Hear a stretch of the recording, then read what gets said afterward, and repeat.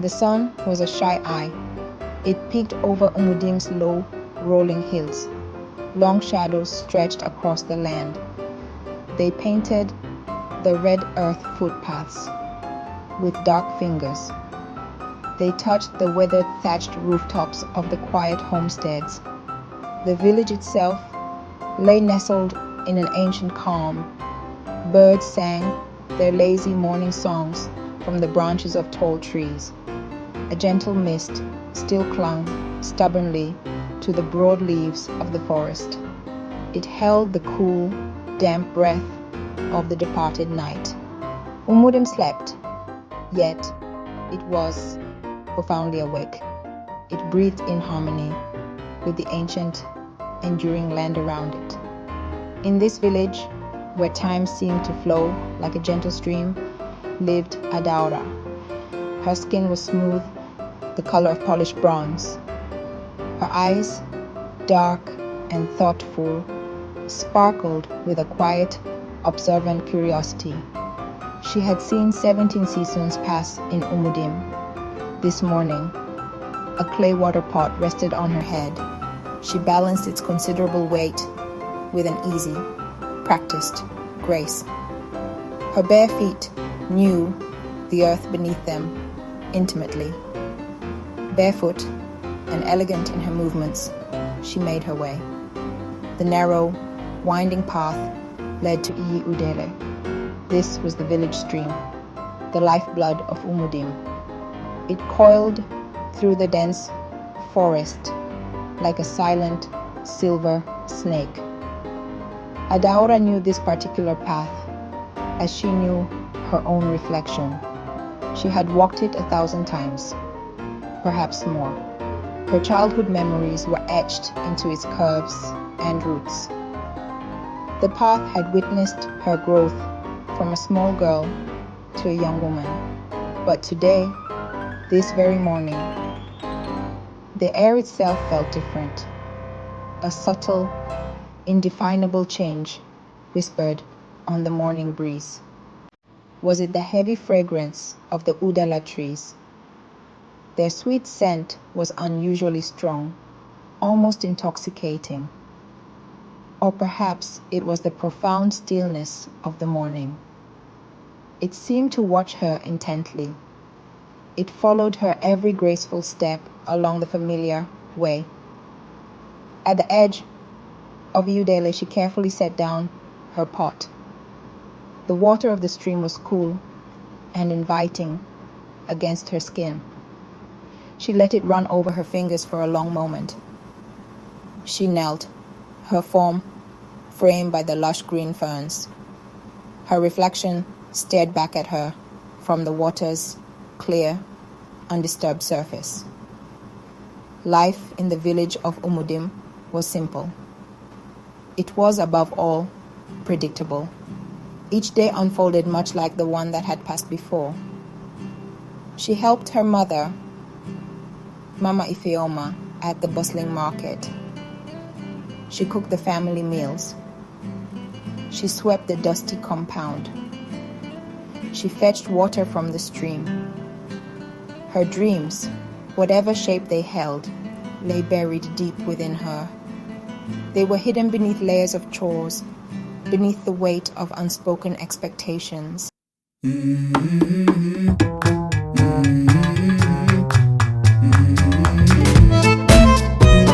Let's go.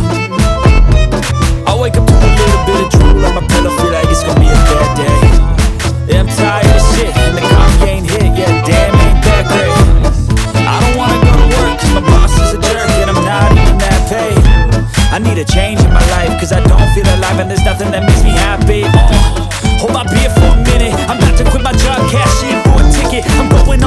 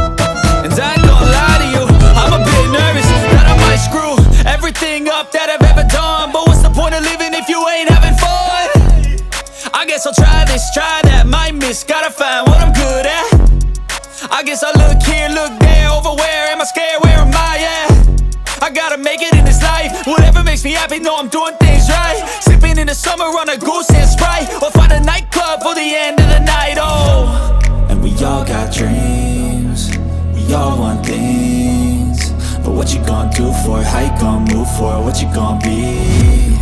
And do you believe you can do anything? But what you gonna do for it, how you gonna move for it, what you gonna be?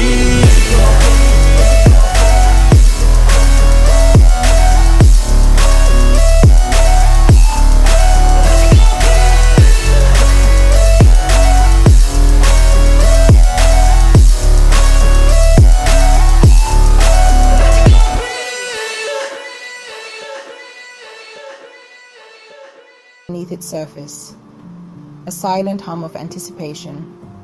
This was a gentle disturbance in her usually calm and ordered world. It was a small ripple, yet it felt significant. It hinted that the quiet, placid waters of her young life might soon be stirred by an unseen, powerful hand.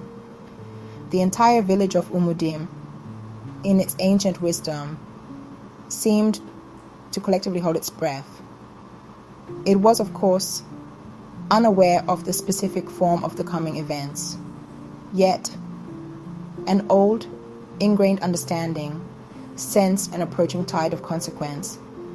Adaora, young and deeply observant, stood unknowingly at a quiet, personal threshold.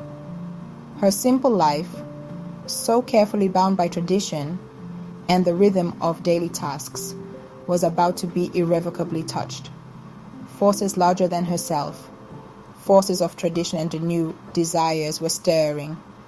The profound tranquility of Umudim, its timeless, steady rhythm, was poised.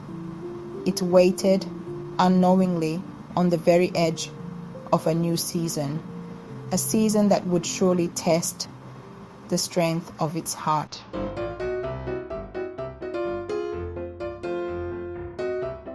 The cool water from Iyi Udele still clung to Adaora's fingers. She had filled her clay pot to the brim. Its weight settled familiarly on the woven okata atop her head. She rose with the fluid grace of long practice. The stream gurgled softly behind her, a constant song of Umudim. The forest path stretched ahead, dappled with the morning sun. It was a path she had walked countless times, a path that knew the imprint of her bare feet. Yet the air today held a different texture. It was heavier, thick, with an unspoken anticipation. She took her first steps homeward, her mind still lingering on the unusual stillness of the morning. As she rounded the familiar bend, where the ancient mango grove stood guard, a figure startled her. He stood near the largest tree, partly obscured by its deep shadows. It was not a familiar villager, not one of the youths who might offer a playful greeting. This was a man, a stranger. His presence there felt like a disruption. It was a note played out of tune with the village's morning melody. Adaora's steps faltered for a brief moment. Her heart gave a small, unexpected thump against her ribs. She clutched the side of her pot instinctively, steadying its load. He wore the traditional Isiagu shirt, the noble lion head pattern bold against the fabric, but it was paired with well-pressed trousers, dark and sharp. This was not the attire of a farmer or a local craftsman. He carried himself with an air of quiet confidence. He was tall, taller than most men in Umudim. His beard was neatly trimmed, a sign of city ways. His eyes, even from a distance, seemed to scan the path, to scan her. He did not quite belong here. He was an emissary from a world beyond the red earth footpaths of her village. Adaora continued walking, her gaze lowered slightly, as was proper for a young maiden encountering an unknown man. She intended to pass him with a polite, distant nod, but as she drew level, he stepped forward slightly out of the mango tree's shade. The sunlight caught the fine weave of his shirt. His eyes, she saw now, were direct. They held a searching quality. It was as if he had been waiting specifically for her. There was no menace in his stance, yet an undeniable intensity emanated from him, wrapping the quiet path in a sudden, sharp focus.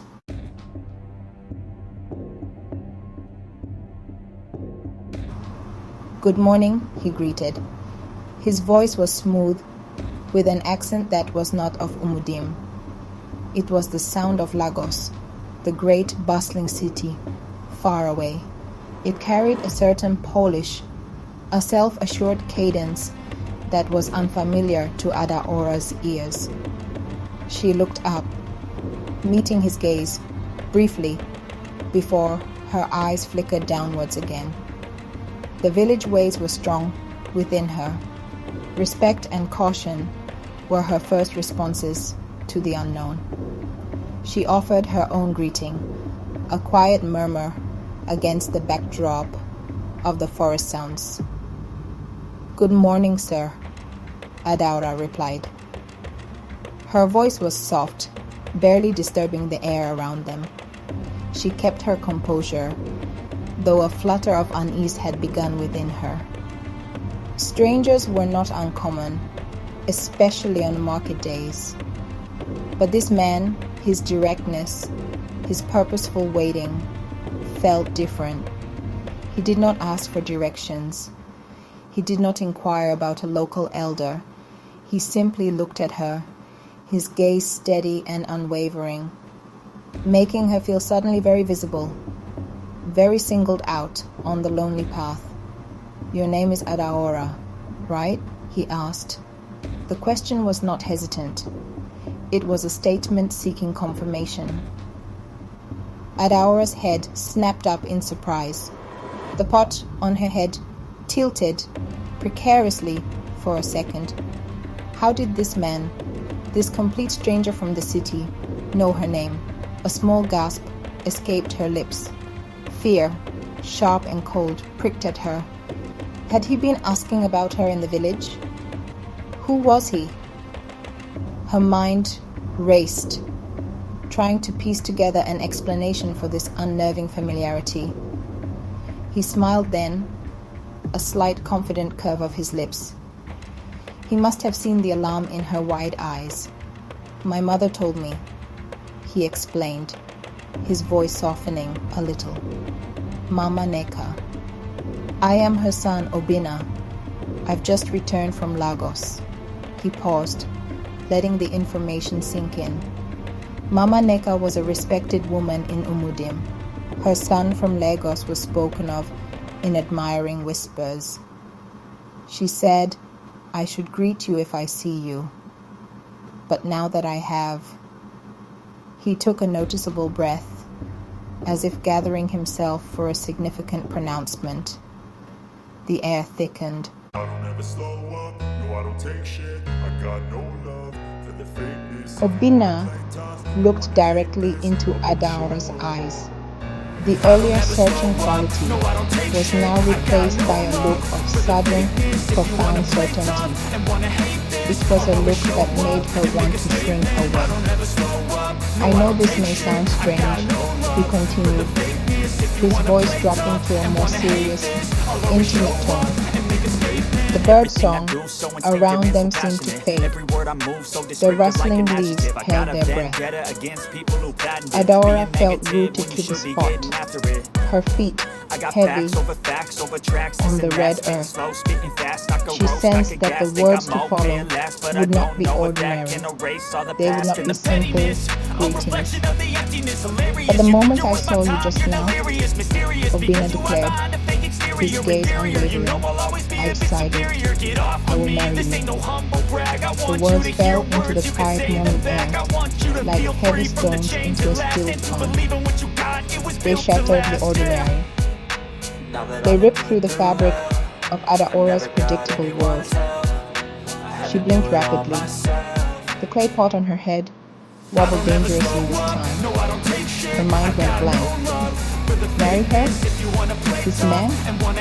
A man she had only just laid eyes upon. It was unthinkable. It was absurd. It was terrifying. What? The word was a mere breath, a whisper of her utter shock and disbelief. Surely she had misheard him. Surely this was some kind of strange city joke that she did not understand. But his face remained serious. His eyes held no trace of humor. They held only that unnerving, resolute conviction. He seemed completely earnest, completely certain of this sudden, life-altering declaration made on a common village footpath. He stood there, waiting, as if he had just stated the most natural thing in the world. I mean it, Obina affirmed, his voice steady and firm, leaving no room for doubt. You don't have to say anything now. I understand this is sudden. He even offered a small, almost reassuring nod. I will speak to your parents. I will do things the right way. He paused, then added, his eyes sweeping over her once more.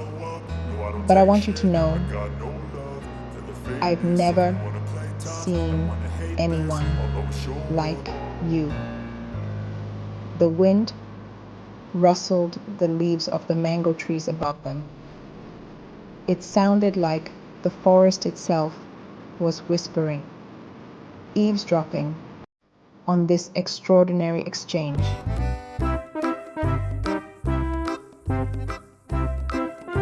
The clay pot felt heavier now, not just with water. It carried the weight of unspoken words. It bore the shock of a stranger's sudden claim. Adaora lowered it carefully beside the kitchen hut. Her hands trembled slightly. The red earth of the compound seemed to swirl beneath her feet.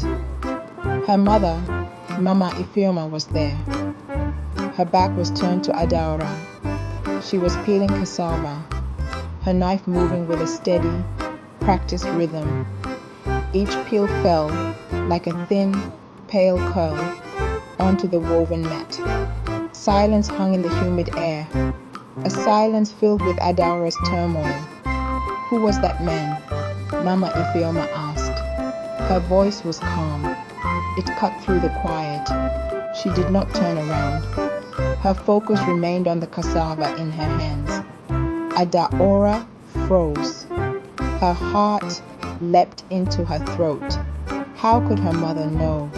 Had she seen them from the compound? The village paths were open.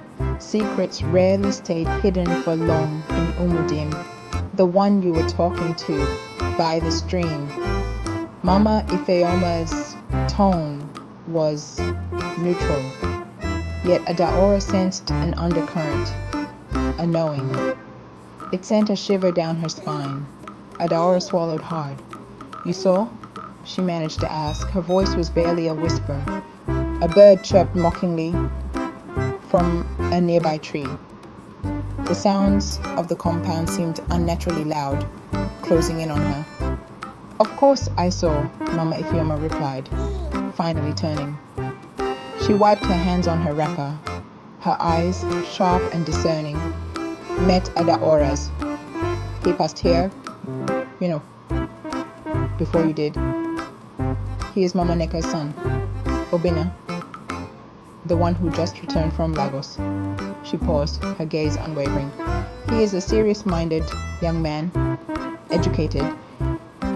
He has come back to build a fine house, to start a proper business here in Umudim. Adaora felt a cold dread creep into her heart. She knew this tone. She knew where her mother's words were leading. This was not mere village gossip.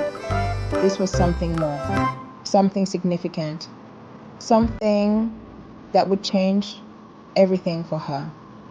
He says he wants to marry you, Mama Ifeoma stated.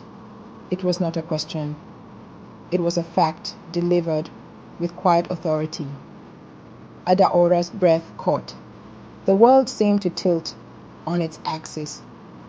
And your father, Mama Ifeoma added, her voice firm, your father has already agreed. He has agreed to see Obina's people. They will come soon to discuss the marriage.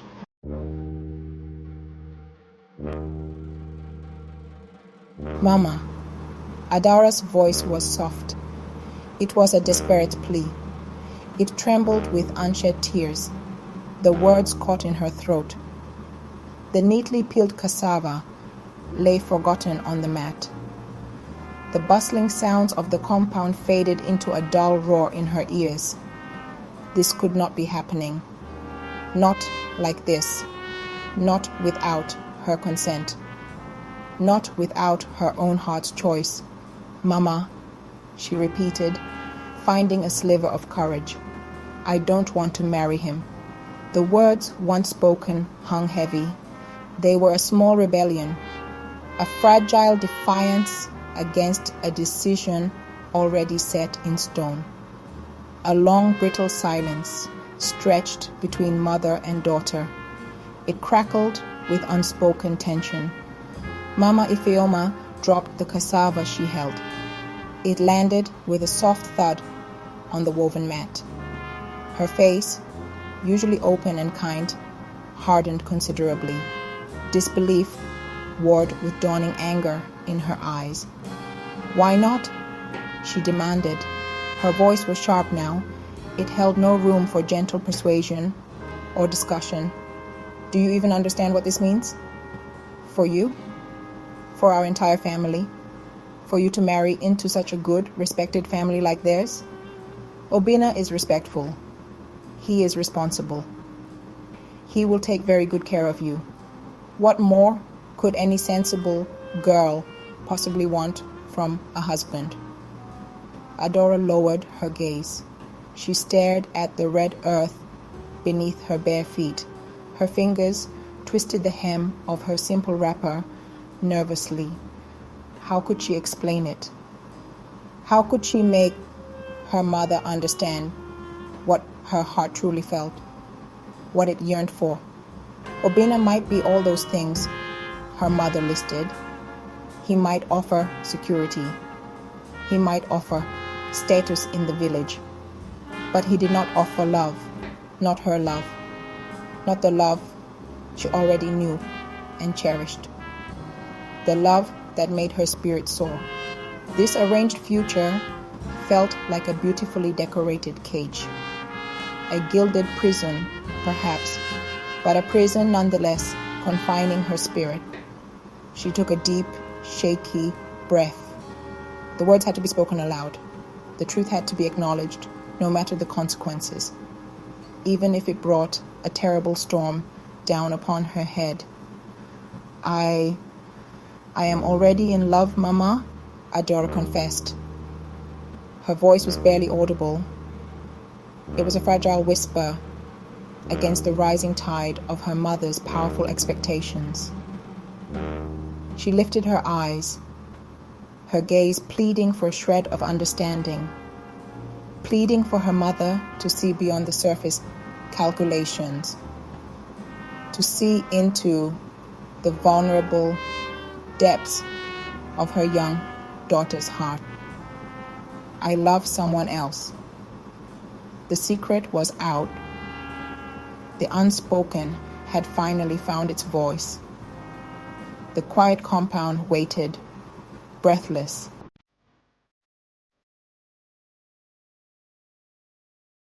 Mama Ifeoma's face darkened instantly. Her eyes narrowed into dangerous slits. The air in the compound grew colder, heavier.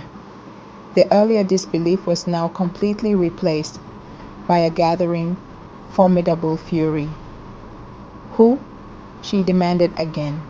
The single word was like the sharp crack of a whip. It demanded an immediate, truthful answer. It tolerated no evasion, no hesitation, no further concealment. Adaora could feel her mother's intense gaze burning into her. The immense weight of generations of unquestioned tradition, the unspoken, unbreakable rules of filial obedience, all of it pressed down upon her fragile shoulders. But the vivid image of Chuka's kind eyes, his gentle smile, gave her a sliver of courage. Adaora swallowed hard. Her throat felt tight and dry. She thought of Chuka, his strong, calloused hands, always stained with the dark soot of the blacksmith's forge, his quiet, rumbling laughter that always warmed her, the special way he looked at her, as if she were the only person in the entire world. He was her heart's undeniable choice. He was her deepest truth. Chuka, she said, the name soft, yet surprisingly resolute. It finally crossed her lips, escaping into the tense, charged atmosphere of the family compound. It was a name well known in the village, a name associated with honest hard work, and undeniably with humble poverty. The name hit the air like a heavy, ominous drum beat. It echoed with her quiet defiance. Chuka, Mama Ifeoma scoffed. Her voice dripped with open disdain, with utter, unmasked disbelief. She spat the name out as if it tasted like ash in her mouth. That one, the poor blacksmith's boy? Her laughter was harsh and grating. It was cruel. It cut Adaora to the very core of her being. That poor struggling boy who cannot even afford to buy his own bicycle, let alone take proper care of a wife and future family. Adaora, you must be mad. Have you completely lost your senses? To even think of throwing away a golden chance like Obina for him? Her mother's words were like sharp, bruising stones hurled at her. Mama, I love him, Adaora insisted, tears now welling in her eyes, threatening to spill. Her voice shook, but she bravely held her ground against her mother's anger. And he loves me too. He may not have much money now, but he is a good man. He is kind. He works very hard, every day. Her mother cut her off sharply. Mama Ifeoma rose to her full, imposing height. Her dark shadow fell over Adaora, making her feel small. Her face was a rigid mask of unyielding, stern resolve.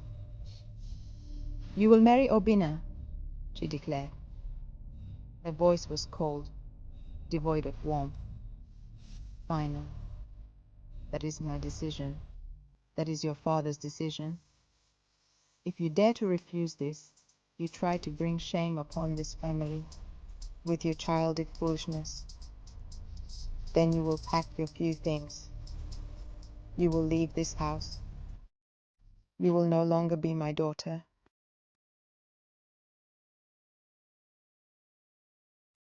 The silence of the small room pressed heavily on Adaora. Her mother's final words echoed. They were like stones thrown into a deep well. You will no longer be my daughter.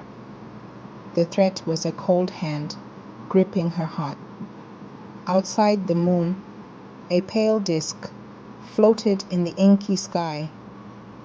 It watched Umudim sleep, But Adaora could not sleep. Her mind was a storm of fear and confusion. The gentle chirping of crickets seemed to mock her inner turmoil.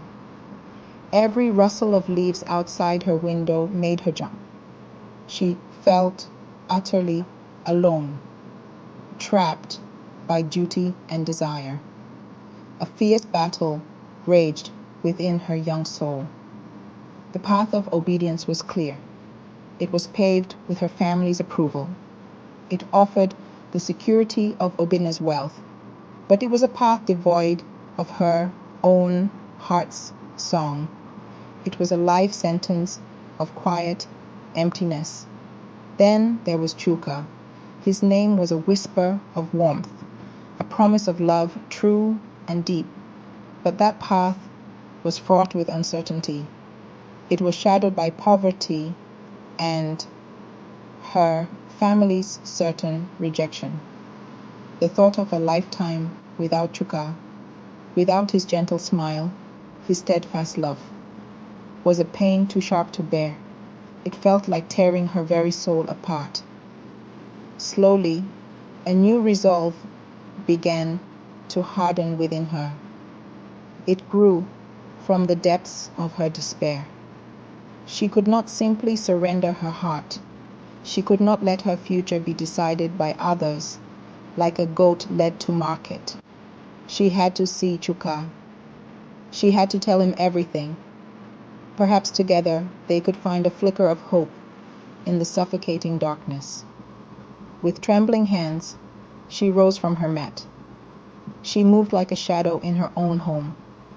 Each creak of the wooden door, each rustle of her wrapper, sounded loud as thunder in the oppressive silence. Fear was a cold knot in her stomach, but the pull of her heart was stronger. The familiar path to the village outskirts was different tonight.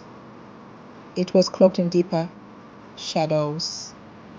Every swaying tree seemed to watch her. Every distant dog bark seemed to announce her secret flight. Her bare feet knew the way. They carried her towards the ancient Iroko tree. It stood at the edge of the blacksmith's forge. The Iroko was their secret meeting place, a silent, steadfast witness to their stolen moments of shared dreams. The air grew heavy with unspoken fears, but a desperate hope also pulsed within it. Then, through the trees, she saw it. A faint, warm glow, Chuka's small lantern. He was there. He was waiting.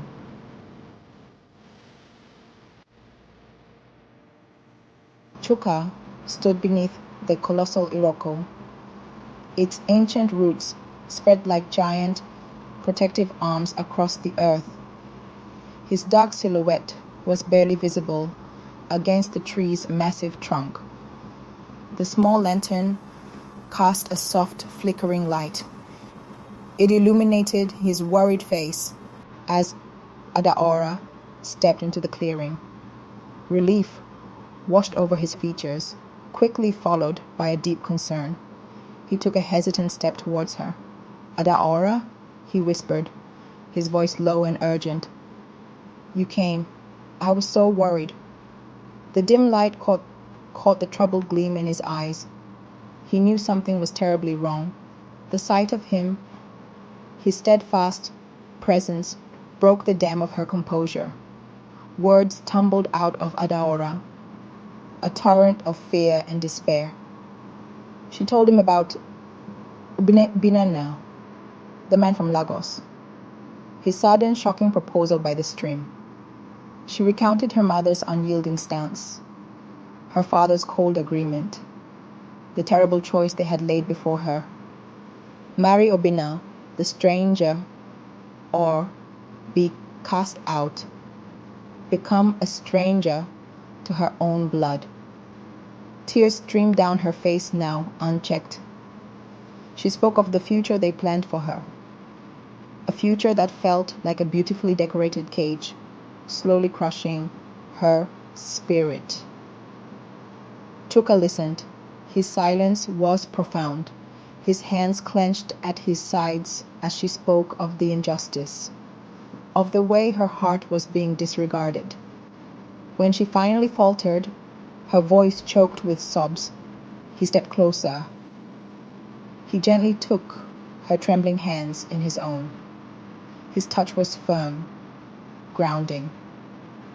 It was an anchor in her swirling sea of emotions. His eyes, dark and serious in the lantern light, held a deep simmering anger, not at her, but at the forces that sought to break her spirit. His voice, when he finally spoke, was low and steady. It cut through her pain.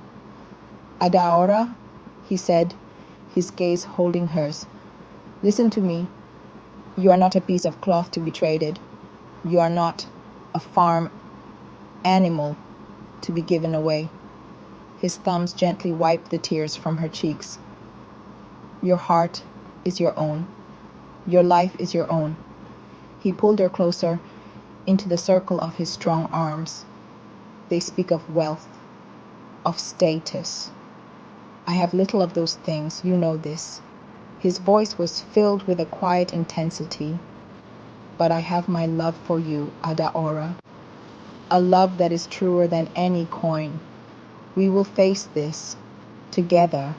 I will not let them take you from me without a fight."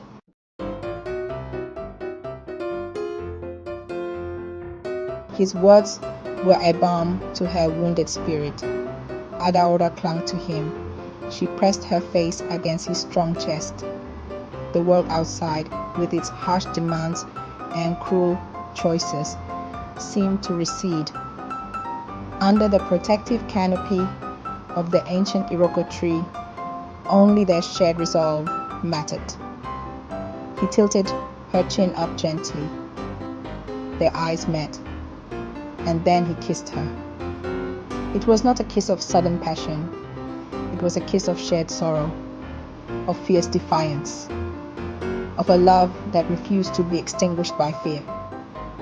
It was a silent vow, sealed in the stillness of the African night. A promise deeper than any words could express. They sank down onto the soft grass at the foot of the Iroko. The earth felt cool and solid beneath them. For a long while they simply held each other. They sought solace in the warmth of their embrace. The moon cast dappled shadows through the leaves above. The stars blinked knowingly in the vast, dark sky. It was a moment of profound communion, a desperate, tender, clinging to the one pure thing in a world suddenly grown hostile. Here in each other's arms they found a temporary sanctuary, a fragile peace stolen from the coming storm. Here their love felt like the only truth. Later, as the night air grew cooler, Adaora lay with her head on Chuka's chest. She could hear the steady beat of his heart beneath her ear. It was a rhythm of reassurance. The weight of their predicament slowly returned, but it felt different now. It was a burden shared, not carried alone. "Chuka," she whispered, her voice barely audible above the night sounds. "What will we do? What can we possibly do against them all?" The fear was still there, a cold snake coiling in her stomach. But it no longer held the power to paralyze her completely. A tiny spark of defiance had been lit. Chuka held her tighter. He stroked her hair gently. "We will be strong, my Adaora," he said, his voice firm with conviction, yet soft with love. "We will not fight them with fists or with anger. That is not our way. We will fight with the truth of our hearts. We will stand together." He paused, then continued, "We will tell them of our love. If they will not listen, if they try to force you, then we will find another path. Perhaps we will have to leave Umudim.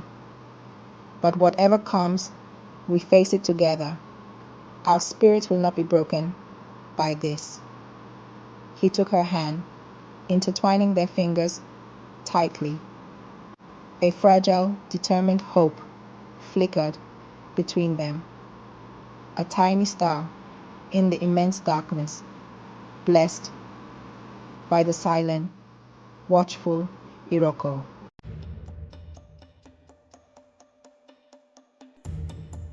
The morning air in Umudim hung strangely still.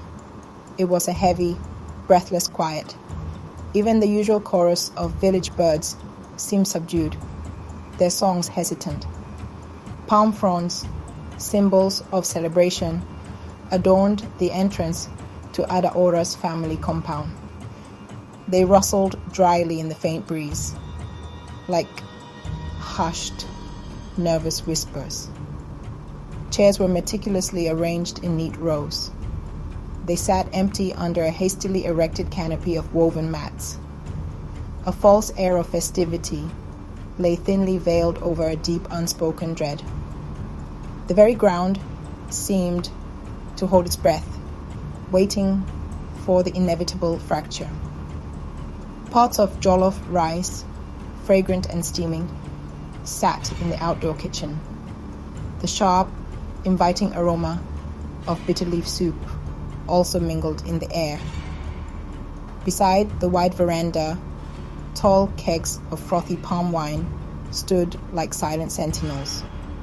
Obina and his people had indeed arrived. Their convoy of cars, a rare sight in Umudim, had brought them with pomp.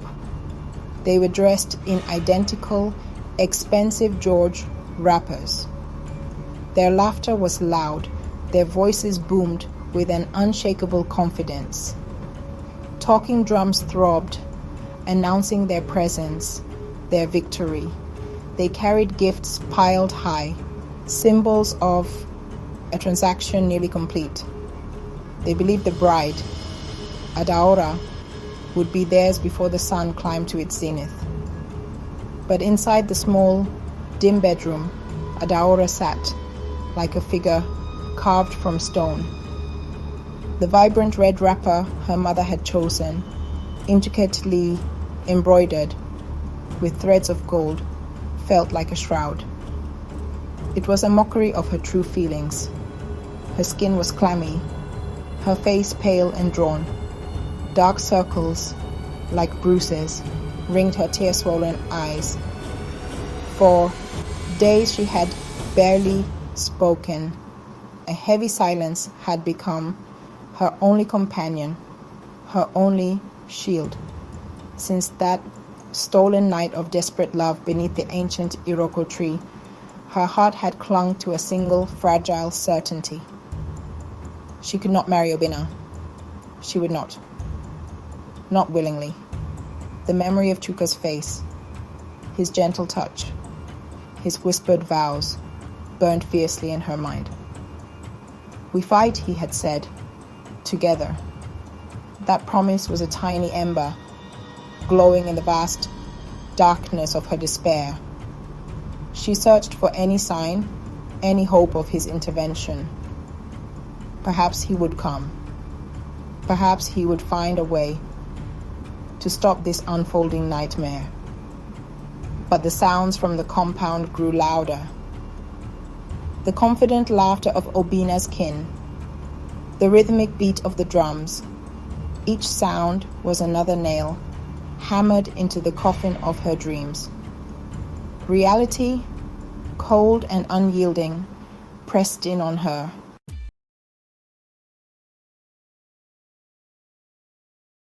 Edge. A sharp knock echoed on the flimsy wooden door. It shattered the fragile quiet of Adaora's room. Then her mother's voice, clipped and devoid of warmth, cut through the air. Adaora, come out now. They are all waiting for you. The words were not a request. They were a command. Brooks, no argument. Adaora remained seated on the edge of the narrow mat. Her limbs felt like lead. Her spirit felt like a trapped bird, beating its wings uselessly against the bars of its cage. She could not move. She would not move. Let them see her defiance, even if it was a silent, futile one. The door creaked open slowly. Mama Ifeoma entered first, her face a mask of strained impatience. She was followed closely by Pa Okeke, Adaora's father. His expression was stern, his jaw set rigidly. His eyes, usually kind, were now cold as river stones. He looked at his daughter, not with paternal affection, but with a chilling disapproval. You will not bring disgrace upon this family today, girl, he said.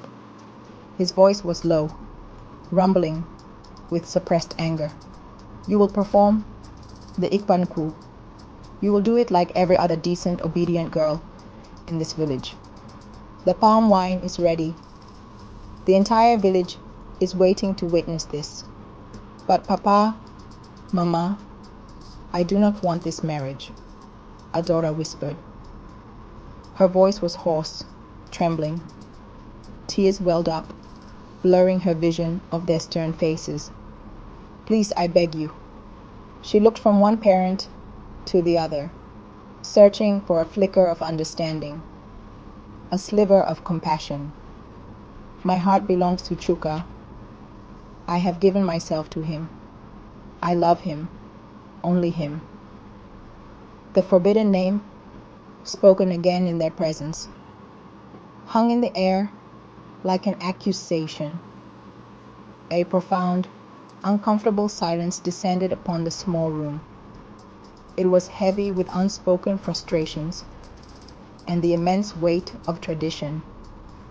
Then, with a sudden explosive movement, Paokeki slammed his fist against the mud wall beside Adaora's head.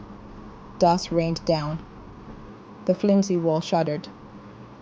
Then you can go and be a common harlot in that poor boy's wretched hut, he roared, his face contorted with rage. But not today. Today, you will do your sacred duty to this family. Before Adaora could react, two of her older female cousins entered the room. Their faces were hard.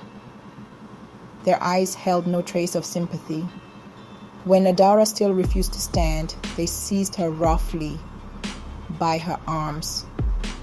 They dragged her, stumbling and weeping, out of the room, her bare feet scraping against the earthen floor.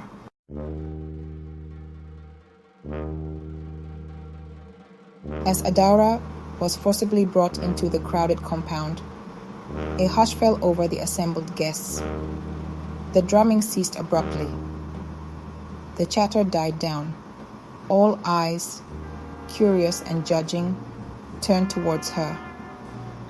They saw not a radiant bride, but a desolate figure. A beautiful village girl, now a broken, unwilling participant in her own betrothal. Her bright red attire seemed to mock her profound sorrow. Her shoulders slumped in defeat. Her eyes, downcast, were dull with unshed tears and a deep, hollow despair. She felt their stares like physical blows, stripping away the last vestiges of her dignity. The ceremonial calabash, polished smooth and filled to the brim with foaming palm wine, was thrust into her trembling hands. An elder, his voice grave, began to explain the significance of the Ikpa Nku. This was the tradition, the public declaration. She was to walk through the gathered crowd. She was to find the man her family had chosen for her. She was to kneel before him and offer him the drink. This act would signify her free and willing acceptance of him as her husband. Free and willing. The words were a cruel irony. a bitter mockery of her true feelings. Adaora stood frozen, the calabash heavy in her unsteady grip, her heart hammered against her ribs like a trapped bird. Obinna was seated prominently in the center of the gathering. He was resplendent in his fine clothes, a confident, proud smile gracing his lips. He watched her, his eyes gleaming with triumph.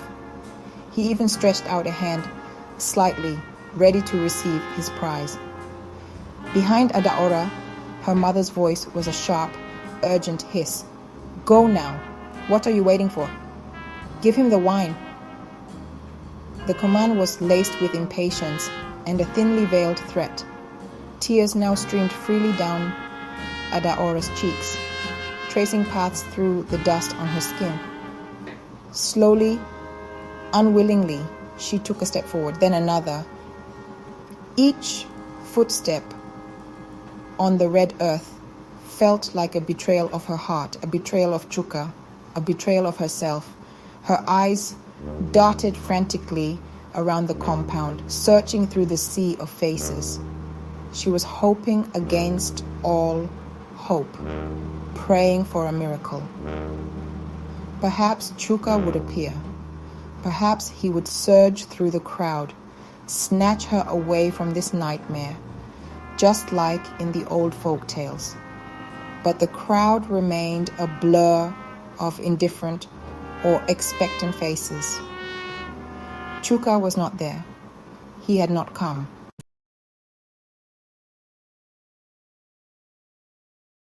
With a heart splintered into 1,000 pieces, Adaora finally reached Obinna. She stood before him, the calabash shaking violently in her hands, spilling some of the white liquid onto the parched earth. Their eyes met for a fleeting second. His were filled with confident expectation, a possessive gleam. Hers were blank, empty, reflecting only the vast desolation within her soul. Her knees felt weak, threatening to buckle beneath her, but she forced herself to sink down, to kneel before him, as tradition dictated. And with a silent scream trapped in her throat, a spirit utterly crushed, she extended the calabash. She handed him the palm wine. Instantly, the compound erupted. Cheers and loud ululations ripped through the air.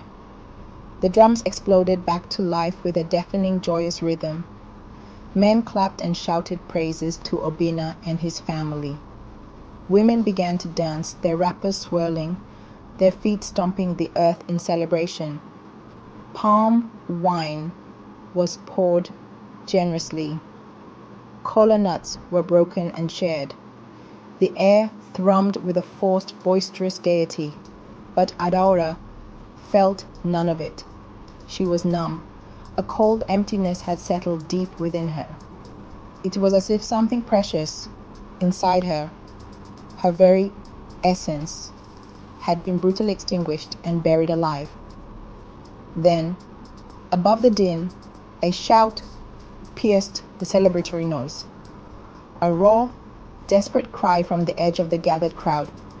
Heads turned. The drumming faltered.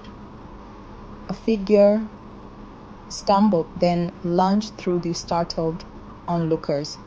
It was Chuka.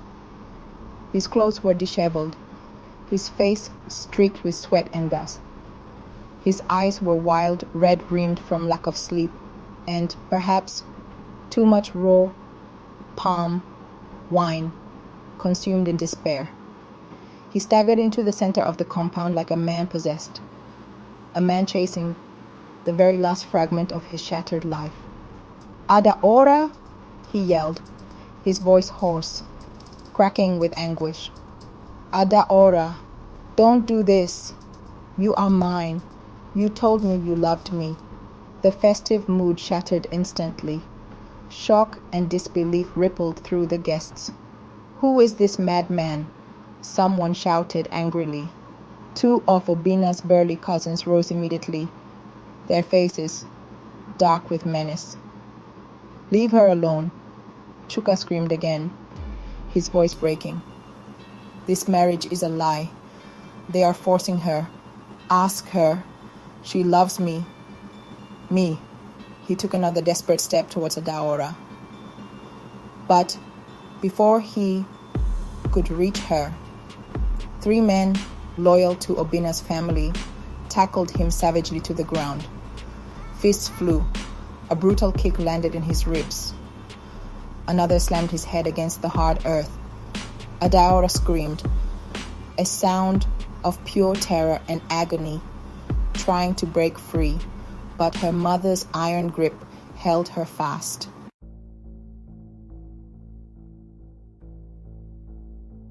Adaora was swiftly pulled away from the scene of chaos. Her feet barely touched the red earth of her father's compound.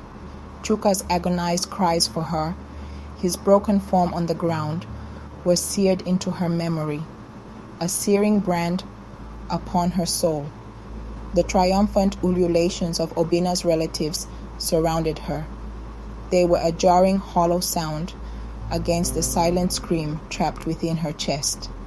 She was a prize won, a transaction completed. Her voice was stolen, her choice a forgotten whisper in the wind. The journey to Akamili, Obina's village, began under a darkening sky. Each mile a further severance from all she had ever known, all she had ever loved. The sleek car moved like a hearse, carrying her living spirit to its premature burial. The arrival in Akamili was met with more boisterous celebration. Drums beat, people sang, but to Adaora, it was the sound of her prison gates clanging shut. Obina's family compound was large. It was built with cement blocks, unlike the familiar mud walls of Umudim. It spoke of wealth she had never imagined. Yet, it felt cold. It felt alien. Madame Ezine, Obina's mother, greeted her not with warmth, but with a gaze as sharp and chilling as a Harmattan wind. Her words were few, each one a carefully aimed dart. "So, this is the girl," she had said, her eyes dissecting Adaora, stripping her bare. Adaora understood then. She was not a cherished daughter-in-law. She was merely an acquisition, a vessel for future heirs, her worth yet to be proven. Life in Akamili unfolded like a slow, painful unwinding of her spirit. Obina, her husband, quickly revealed his true nature. He was a man of appetites, indifferent to her presence, except when it suited his needs. His nights were often spent elsewhere, his return marked by the scent of other women and stale palm wine.